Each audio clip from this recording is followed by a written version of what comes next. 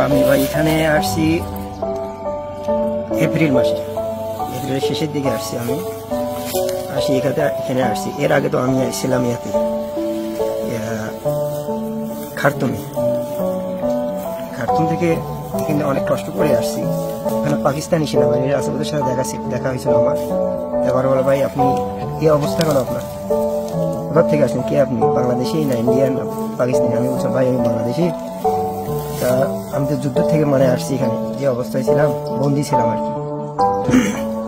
ওনারা বললো ভাই তা আপনার এখানে বাংলাদেশি সেনাবাহিনীরা আছে আবিআইতে। আসার পর তো বাংলাদেশ সেনাবাহিনীর সাথে দেখা হলো।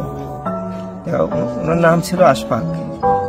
উনি দেখানো ওনার আমি খুলে বললাম, তো উনি আমার ছবি টবি উঠাইলো। উঠাবার পর আর কি বললো যে ভাই ঠিক আছে আপনি থাকেন কই? আমি বললাম ভাই আমার থাকার জায়গা নেই, এখানে এক মাঠে ঘুমাইতাম, বালুর উপরে ঘুমাইতাম।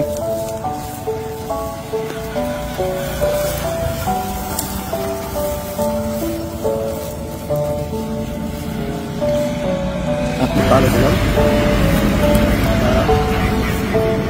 ভালো কামাইতাম আর কি। তা আমি তো জানি না কি যুদ্ধ লাগবে এখানে। তা ওখানে বন্দি অবস্থায় ছিলাম, নিজের বাসাতেই ছিলাম বন্দি অবস্থা। বাড়িতে বাইরে কোনো দিকে গোলাগুলি, সবখানে বিমান দিয়ে হামলা, জাতীয় বাইরে কোনো দিকে। খাওয়া দাওয়ারও শেষ হয়ে গেল। প্রায় 15 দিন ছিলাম। কারেন্ট সব বন্ধ, নেটওয়ার্ক সব বন্ধ করে দিল, বাইরে হতে পারি। ওরা বন্দি করে রাখছেন প্রায় অনেক দিন, 4-6 মাসের মতো আর কি। মারতেও পারি, কিছু করার নেই। চতুর্দিকে গোলাগুলি শুরু, গুলির মাঝখানে পড়ছিলাম। এখানে আসার পর বাংলাদেশ সেনাবাহিনীর ভাইরা ওরা যোগাযোগ করছে, করার পর ওরা নাম্বার কেমনি নিয়ে আসছি, নিয়ে এসে আমার সাথে কথা বলছি বাংলাদেশের আমার বাড়ির লোকজনের সাথে। দুজন তো আমার জন্য অনেক কিছু করছি। আমি তো ছিলাম কোন জায়গায়,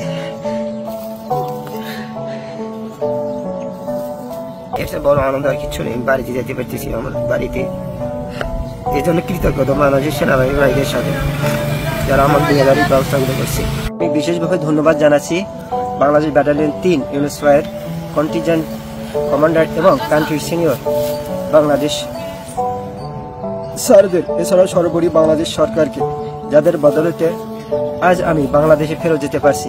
এছাড়াও তারা আমার জন্য প্রয়োজনীয় আর্থিক ব্যবস্থা করছেন, যাতে আমি সুন্দরভাবে দেশে ফেরত যেতে পারি। আমি সকলের কাছে চিরকৃতজ্ঞ থাকবো। আজ আমি বাড়ি ফিরে যাচ্ছি। ধন্যবাদ।